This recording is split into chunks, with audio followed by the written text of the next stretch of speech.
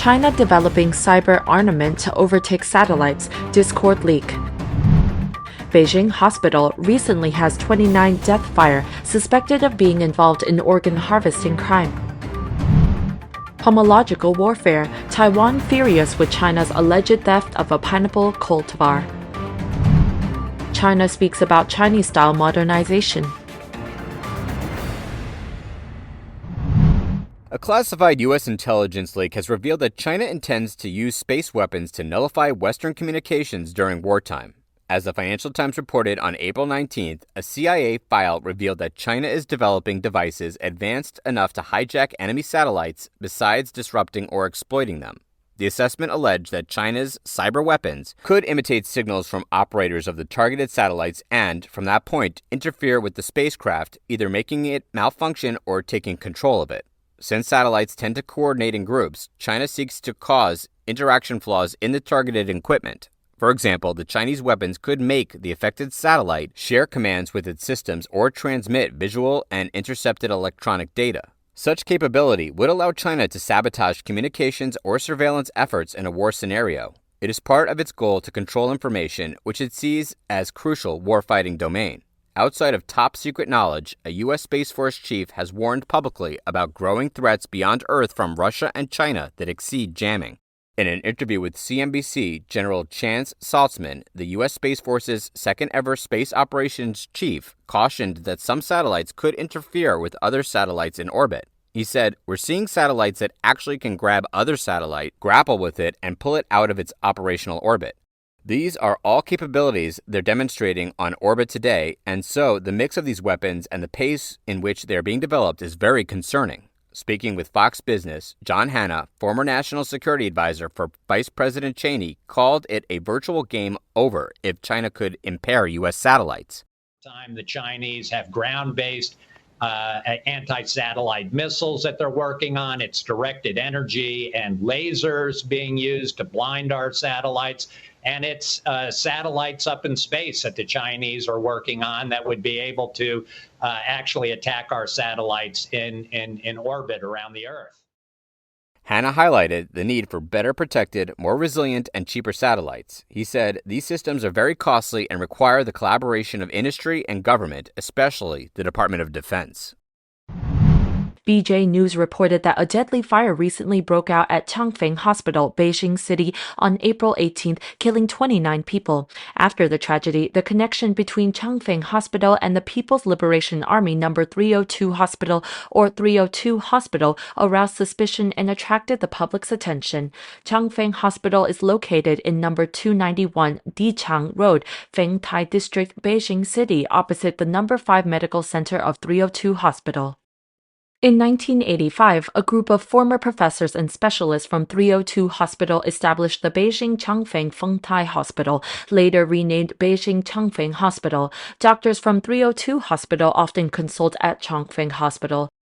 A resident of Jinyuan community in Dichang told China News Weekly that the color Doppler ultrasound and PET/CT examination results of 302 Hospital and Changfeng Hospital are mutually recognized, and it is normal for both hospitals to transfer patients to each other. He said this type of long tertiary hospital will transfer long-term hospitalized patients to Changfeng Hospital. According to Ziwang Jiesheng, this kind of close cooperation is part of the Chinese Communist Party's greatest crime, organ trafficking through the military system and military hospitals. For example, the People's Liberation Army No. 302 Hospital is the leading hospital for liver disease treatment and liver transplantation in China. According to public information, Changfeng Hospital works closely with the 302 Hospital, and it also has a liver disease center. Zhang Hongfei, head of Liver Disease Department of Changfeng Hospital, was the founder, first director, and chief physician of the Juvenile Liver Disease Diagnosis, Treatment, and Research Center of 302 Hospital. According to Changfeng Hospital's official website, Luo Ding, the hospital's vice president, was previously the director of Nephrology Department at the 61623 Military Hospital.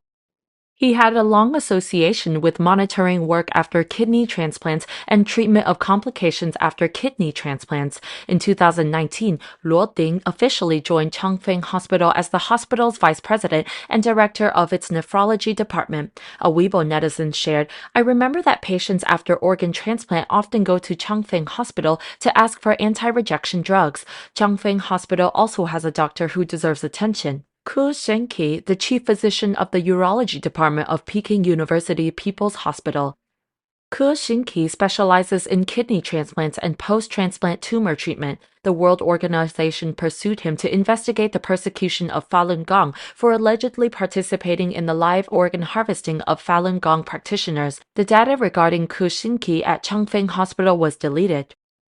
According to Xin Tengren, Zhang Yanyong, a former 301 hospital surgeon who passed away last month, revealed on Hong Kong cable television in 2015 that the illegal transplantation and organ trafficking of executed prisoners were rampant in Chinese military hospitals. Some military hospitals, like the 301 hospital, all established organ transplant centers specializing in implementing illegal organ transplantation and trafficking activities, earning very high profits, which is also the primary source of income for hospitals and medical staff. WOIPFG's investigative report also shows the Chinese government has been involved in organ harvesting crimes from living Falun Gong practitioners since the era of the former Chinese leader Jiang Zemin.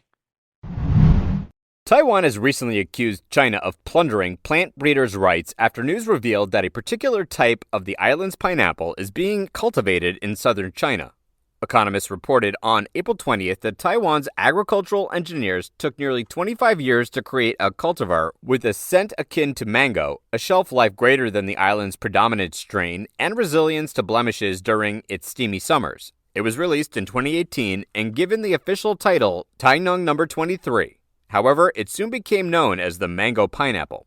Currently, the cultivar is the subject of a new Chinese offensive in pomological warfare. On April 4th, Chen Junji, Taiwan's deputy minister of agriculture, accused China of this situation. He said that it was absolutely unacceptable to smuggle seeds or seedlings to the mainland. Pineapples are a valuable export for Taiwan, and they have allegedly been the target of previous Chinese efforts to exert pressure on the island.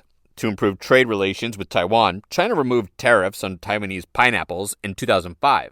By 2020, it was acquired $49 million worth of the fruit, or more than 90% of Taiwan's yearly exports. Then, in 2021, China outlawed the import of any pineapple from Taiwan, claiming it was riddled with pests. Taiwan referred that as a political ploy. The pineapple quickly gained notoriety as a symbol of opposition to China.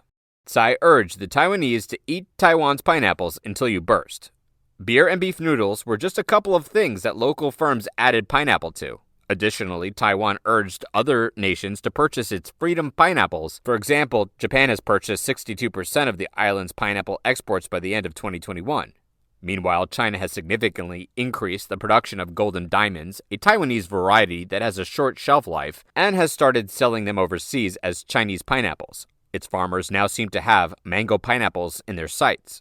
According to a state-run news website in the province of Hainan on March 11th, both sorts of pineapple were being cultivated on about 60 hectares of cropland. There are just 3 farming houses and 4 seedling enterprises producing mango pineapple on Taiwan's 27 hectares of planted land. Huang Tzu-Horn, a Taiwan Agricultural Research Institute researcher, said it is really disappointing. He added, "It's very damaging for us as individuals, as researchers, and as a country." Chinese Communist Party CCP leader Xi Jinping recently emphasized the phrase Chinese-style modernization as he sent a congratulatory letter to the forum Chinese-style modernization in the world held in Shanghai. At the second event, the CPC Central Committee's Deepening Reform Conference, he said, "We must comprehensively deepen reform as the fundamental driving force for promoting Chinese-style modernization," Radio France Internationale reported on April 22nd. RFI reported Chinese-style modernization and the world Blue Room Forum seems to have become one pattern, one achievement, but hardly internationalized. But in the terms of form, this internationalization involves representatives of 80 governments, think tanks, and the media. Participants commented that Chinese-style modernization was in its infancy. Xi Jinping said, "A development path that is in line with the country's reality and has its own characteristics in line with China's national conditions. In his speech, China Foreign Minister Xi Gang declared, "The copyright of Chinese-style modernization belongs to China, and the opportunity belongs to the world." Next, the official media, CCTV, stepped in and compiled the statements of this Chinese-style modernization. CCTV has shed light on the idea of world significance through the fact that President Xi Jinping visited Russia, and leaders of many countries and heads of international organizations came one after another to visit China. In addition, CCTV says the theory of Chinese-style modernization opens up a model for developing countries to modernize independently and provides a new choice. But according to RFI, this model is essentially an age-old model of unity between the party and the state. Although the reform meeting emphasizes promoting Chinese-style modernization, the forum's focus was the adoption of the opinions on promoting the development and growth of the private economy, RFI reported. From the perspective of world development trends, fewer and fewer countries and people are willing to be ruled and controlled by one party.